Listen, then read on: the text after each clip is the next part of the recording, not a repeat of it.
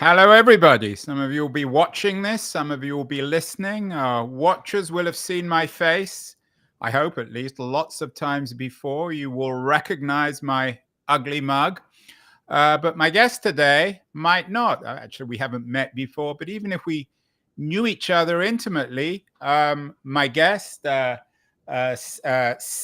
Dingfelder, suffers from something called face blindness. She has a new book out about it, appropriately enough, called Do I Know You? And she's joining us from Brooklyn, New York today.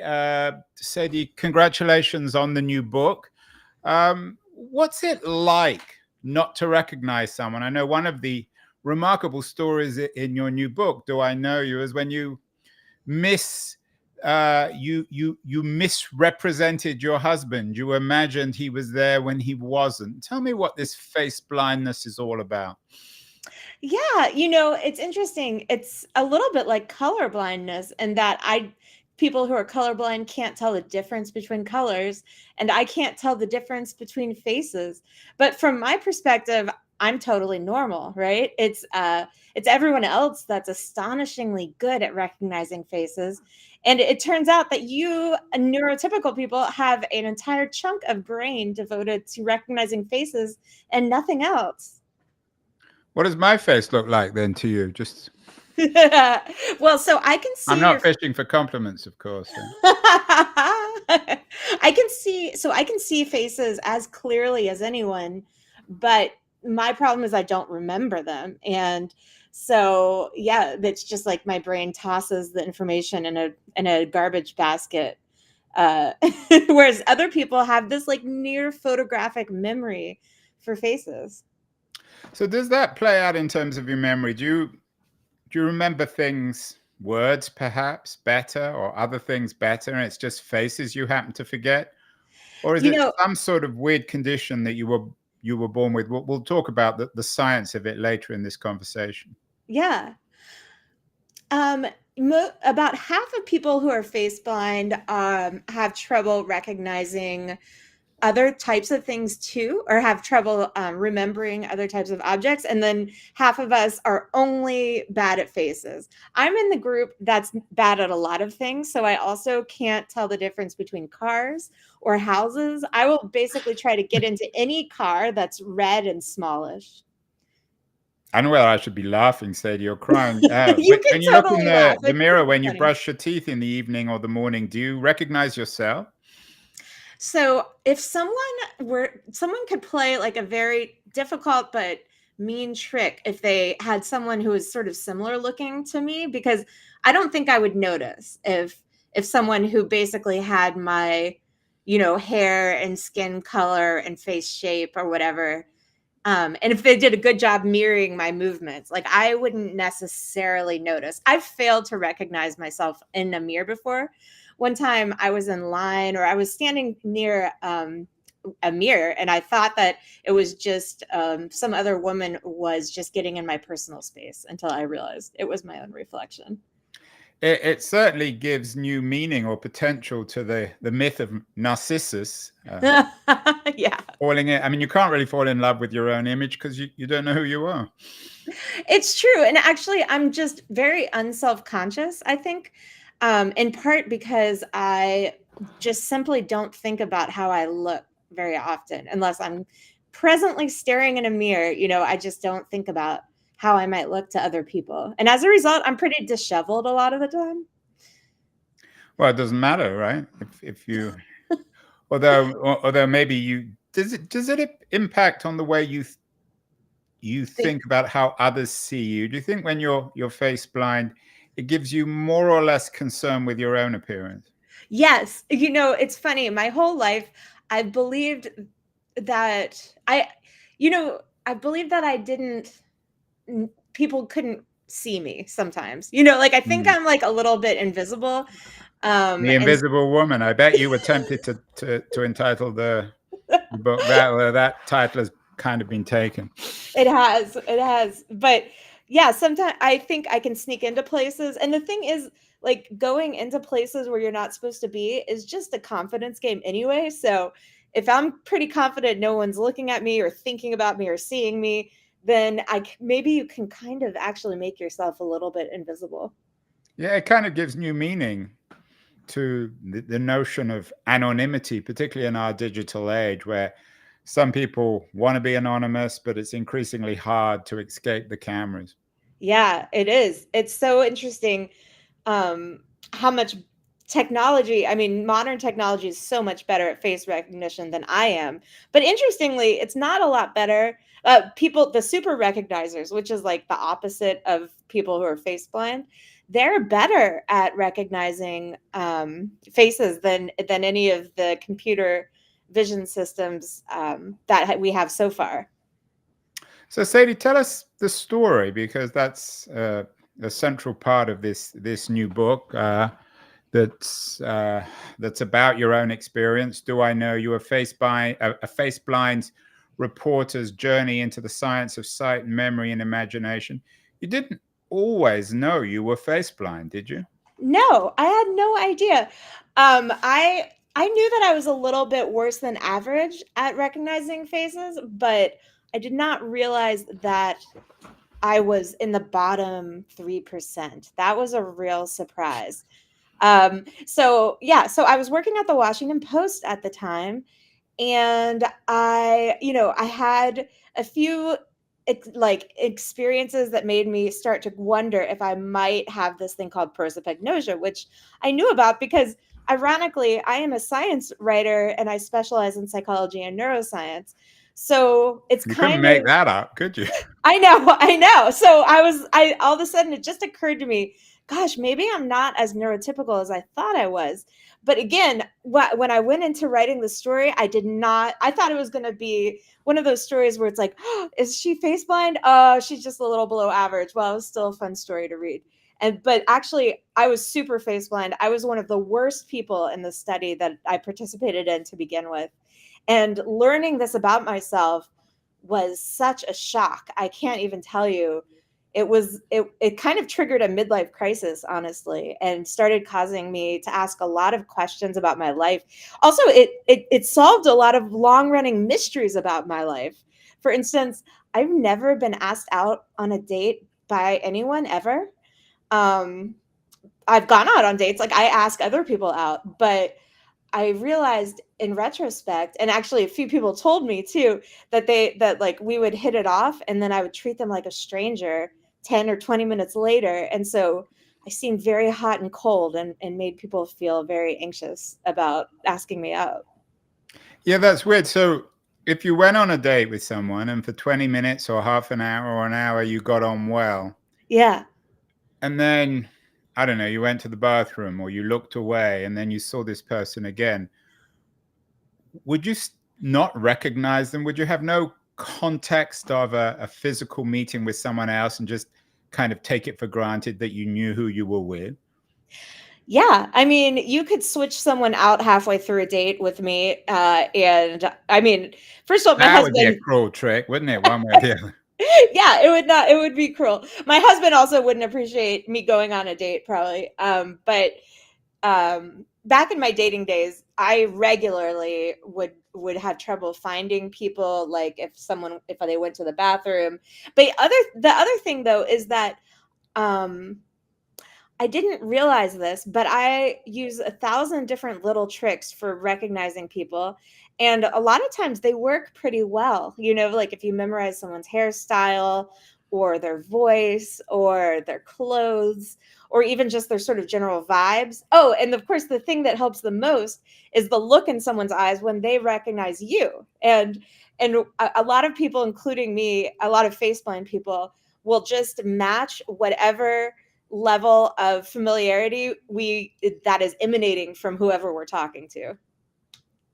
Yeah, that used to happen to me. I used to give a lot of public speeches around the world, and people would often come up to me knowing me, but of course I didn't know them, Uh-huh. partly perhaps because I might have an element of face blindness, or they're not to your extent, but partly because you meet a lot of people on the road. So one's always very sensitive about saying to someone, actually, I don't know who you are. I think there was always a fear that you would insult them, although I'm not sure whether people really are insulted. It's better to be honest and say you don't know who they are than talk to someone and have no idea who they are.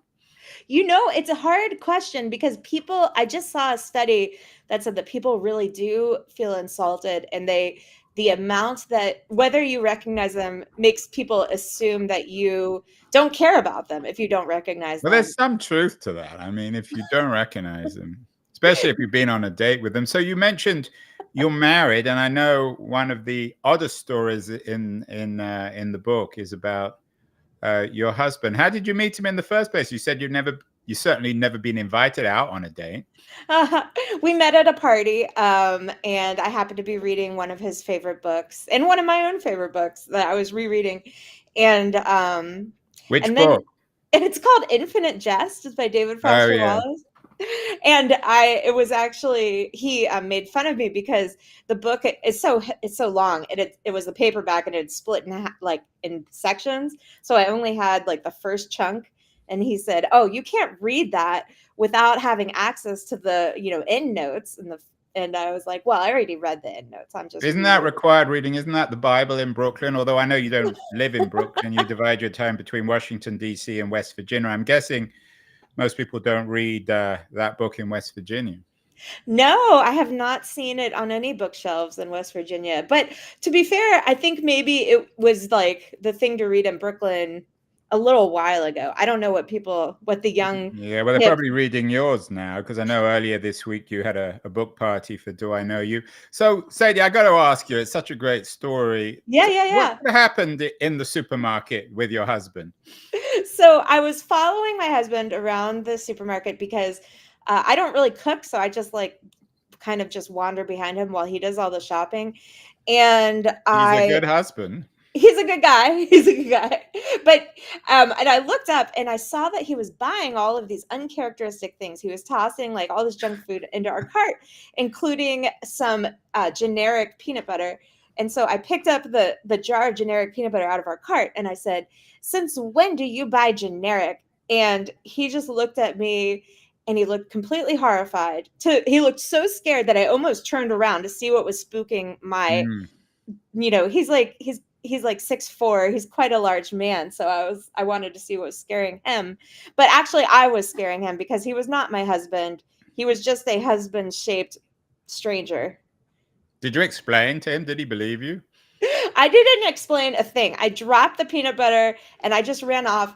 And I like to think that, he went home to his partner and said something like, "Wow, like when did marketing or become so aggressive?" He probably thought you were trying to introduce yourself or go on a date. So I have to ask you, Sadie, didn't this get picked up when you were growing up by your family? Do you think it's this condition of face blindness? Has it changed? Has it intensified as you got older?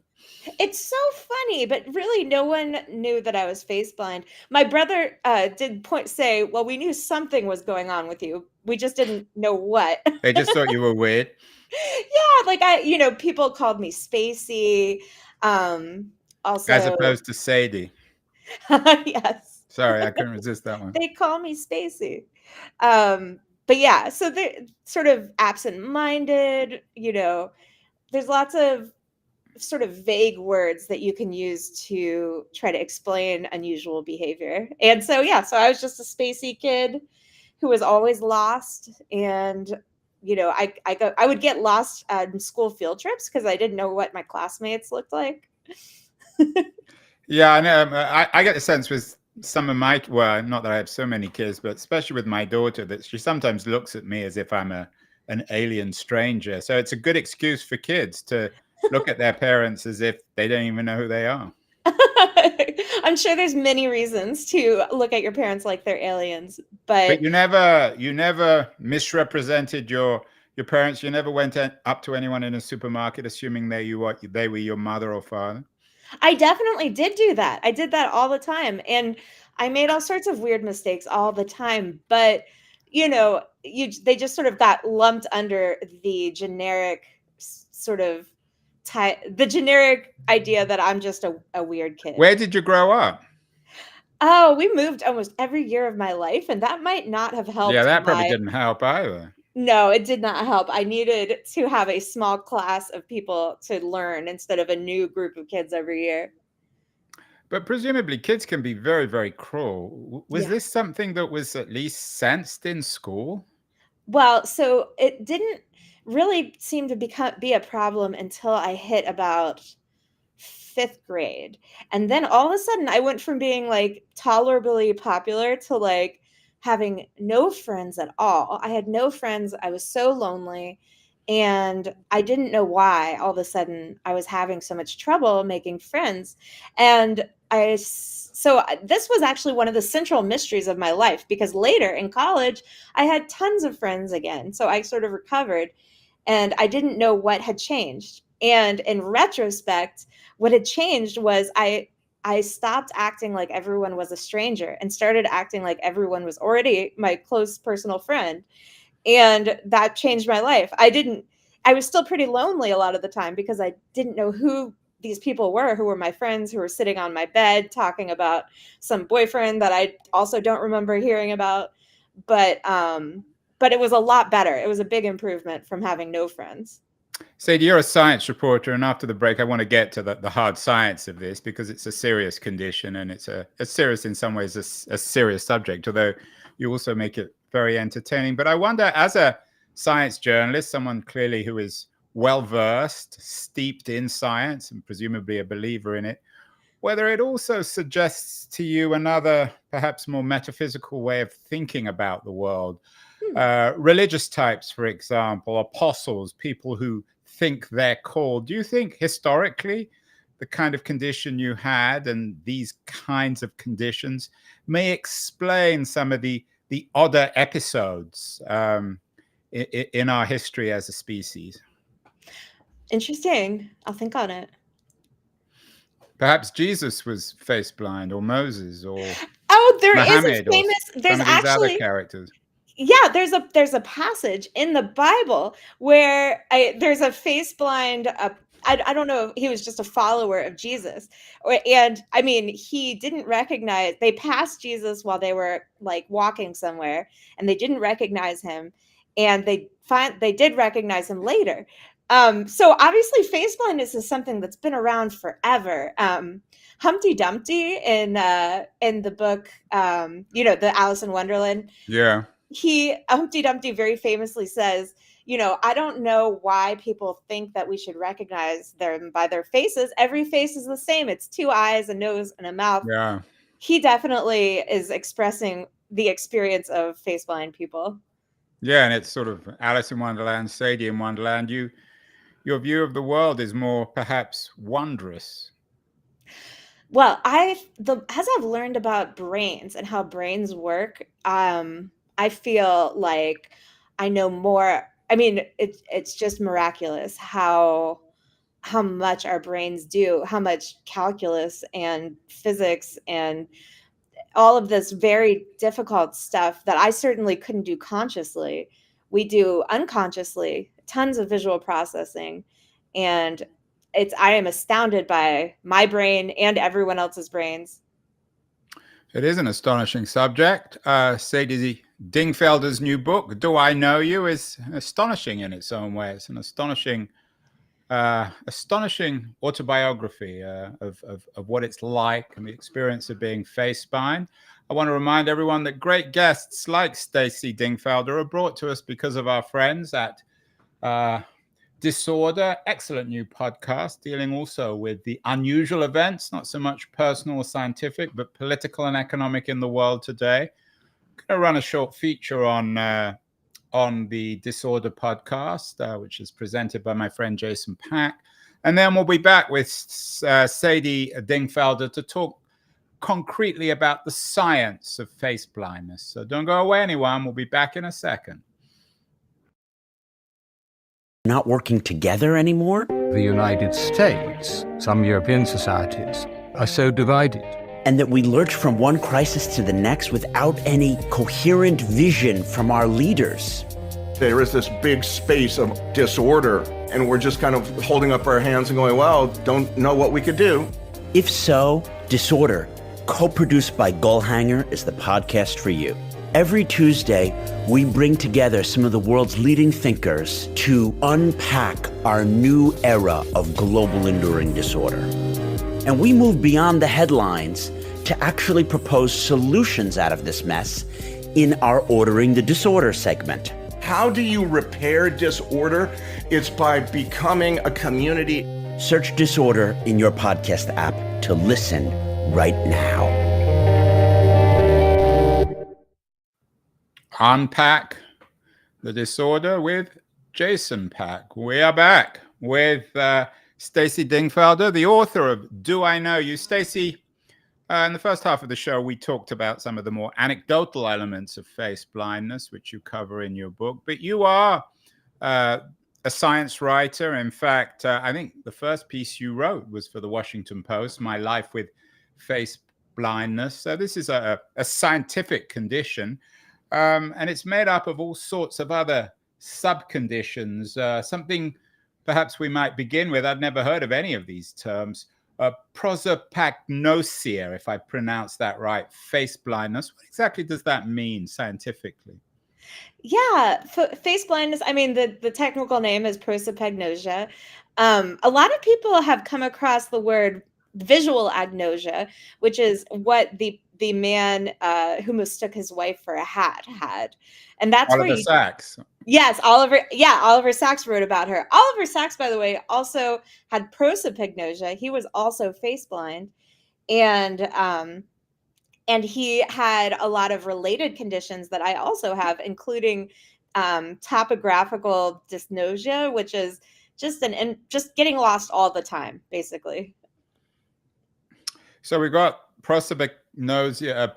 I'm mispronouncing that, but I'll do my best again.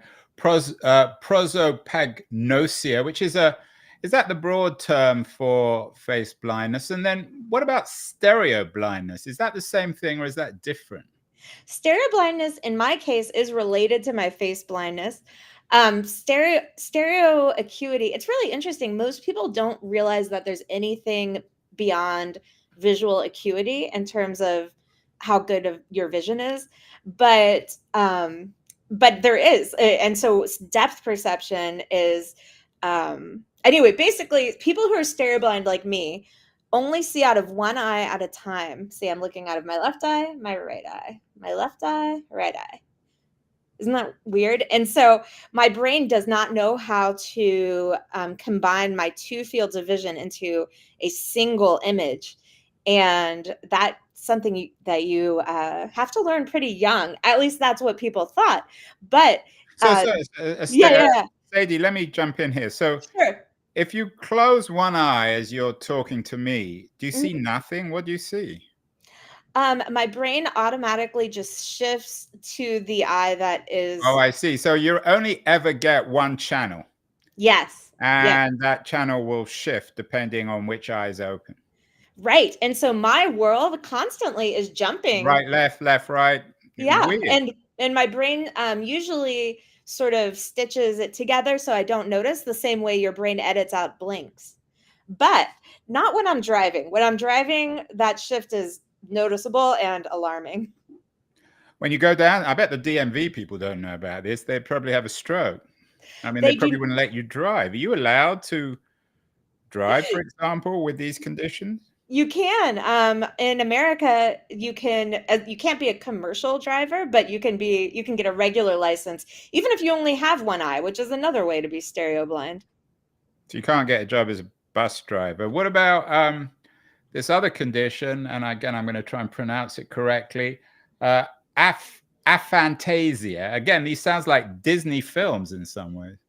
Yes, that's aphantasia. Great name for a disorder.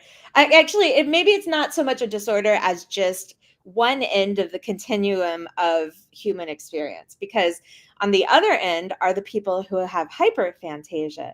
And basically, I can't visualize anything. I didn't realize that other people could had a mind's eye. I thought that was a metaphor. So there's no point in showing you a PowerPoint. It would just wash over you. Well, I definitely enjoy the visual world when it's in front of me, but I have very poor visual memory, and I certainly cannot conjure up images in my mind's eye of my loved ones' faces, or even of a generic apple or anything. So this other condition, which maybe brings it all together, is called SDAM, severely deficient autobiographical memory. Is that, again, along this continuum? Is it the inevitable consequence of all the other conditions you suffer? I mean, I'm not sure whether we should say suffer from, because it doesn't seem as if you're suffering that much. So at least is part of your condition. Yeah, SDAM and aphantasia, again, are things that most people never know that they have, because you don't have anything to compare your inner experience to. But yeah, so SDAM is really interesting because I didn't realize that other people could do this sort of mental time travel to important moments from their past. And the example that I always think of is the Madeline scene and Remember. Yeah, I was thinking of Proust myself. Right. Okay. So I've read that book, and when I read that, I thought he was just being poetic and metaphorical. I didn't realize that he was describing a thing that actually happens to people, where some sort of sense memory triggers just a flood of remembered experience from your past. Sadie, we've done a number of shows on neuroscience, one particularly on autism. It seems to me to be sort of a movement in some ways, if not to normalize autism, to certainly present it in a different way than scientists and the medical community have traditionally presented them. Is this, in your analysis, you're a science reporter, and in terms of your neurological condition, does it suggest that words like normal are themselves problematic? I think normal is a great word because it has, a statistical definition. I think that, yeah, neurotypical versus neurodivergent. I mean, if you're neurodivergent on any particular dimension, that just means you're 2 standard deviations away from the mean. And you can be that way and be completely value neutral about that, So there's advantages and disadvantages to all of my conditions. I think stereo blindness and face blindness are probably more on the disorder side of things. But aphantasia, we have some real advantages to the way our brains work because we are better at abstraction. We have a little bit of an advantage when it comes to thinking about just pure ideas, because that's the way that we sort of store everything, is semantically versus as images. And then how does it connect with this word? And I use it very much as a layperson, autism. Okay, yeah, autism. Well, so here's the deal. All of the different labels that we have for all of our different neurodivergences, as defined, generally speaking, by the DSM, the Diagnostic and Statistical Manual, or the ICD, all of our words are total garbage, and they're going to sound very, very old-fashioned in the near future. It's going to sound like saying you had the vapors or something. So autism for you, and I'm quoting you, is total garbage as a word. As a word, I don't think that it is that meaningful. And the reason why, and this isn't my idea, Thomas Insel, who is the former head... Thomas has been on the show actually a couple of years ago. Oh, really? He was he the mental health czar in California? Very nice guy. Yeah, he was the mental health czar of the whole United States. He headed the National Institutes of Mental Health. And he says that none of these words have any relationship to physical reality. And we sort of rush to come up with disease-like categories for things in maybe like the 70s because of, sort of things that were happening in healthcare. And in reality, though, we really don't understand how genes and environment give rise to behavior. I mean, the brain is so complicated. It's almost 1 billion neurons, each with 1,000 connections. We're just barely scratching the surface on this. We're not going to have good categories for a while, if we ever have good categories. Yeah, we've done some shows on neuroscience, and a couple of people have, I think it's almost a cliche that the brain is the most complicated thing in the universe. Is that, in your view, in your reading, true, or lack of reading? I don't know about a lot else besides the brain, so I don't have a great comparison. But it's hard to think of anything more complicated than the brain. It's bonkers. Where are we, Sadie, in the narrative of making sense of the brain? Has the game even started, to use the old baseball cliche? We were the bottom of the first inning. Of the players even got to the field yet? I was just talking to this really smart woman named Doris Tsao, who's a neuroscientist, and she was saying that she feels like they're just starting to really get traction. And she studies face recognition, and they did this amazing study where they found that like a very rich image of a face can be encoded by just 200 neurons, and they're basically using linear algebra to do it. It's so cool. So they can eavesdrop on these 200 neurons in the fusiform face area of monkeys and print out a picture of the exact face that the monkeys are looking at. You can't tell the difference.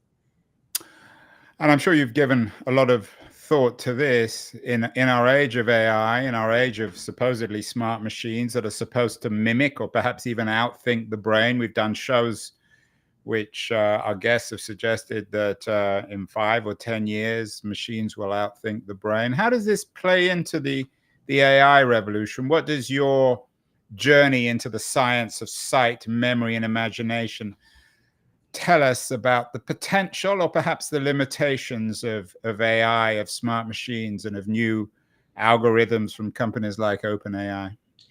I am really struck by how computers and human brains seem to be they converge on the same or very similar solutions to the problems, of making sense of our physical reality. So I guess what I mean is, I don't know if they're going to get ahead of us, but I'm excited. Maybe they'll help us figure out this puzzle of the human brain, which is so complicated. Do you think that for you, for example, if you wanted an AI replica, a bot that really reflected Sadie Dingfelder accurately, it would need to be one which experienced stereo blindness and SDAM and all your other conditions in the world? Do we all need our own bots that are mirrors of our particular, peculiar neurological condition? I mean, I don't think the world needs another me. You already have me, right? Well, you need another me if you wanted to replicate yourself, if you wanted to have somebody to keep you company, to help you with your work. That's interesting. I have no idea. I feel like that would mess with my sense of identity. What do you think? I certainly wouldn't want a bot like myself. I think one of me is certainly enough, probably too much. Finally, Sadie, you seem a very cheerful person, but I know you've been through quite a lot with this. We live in the age of anxiety, as one recent bestseller describes it. As we learn more and more about the brain, we live in a neuroscientific age, or an age in which neuroscience is really redefining how we think about ourselves. It's also an age where we're more and more anxious, particularly young people. Is there a connection, do you think, between all this? As we learn more and more about our brains, are we becoming more anxious? Is mental illness becoming more and more central to our existence, or are those two things coincidental? I think that the farther that we've gotten from our hunter-gatherer past, the more demands. We've created a world where the demands outstrip what we evolved to do, basically. And so a lot of people, when I tell people I'm face blind, very frequently people say to me, "Oh, I'm just terrible at names," which is obviously not the same thing, but it's what I've learned is that people have so much anxiety around forgetting names.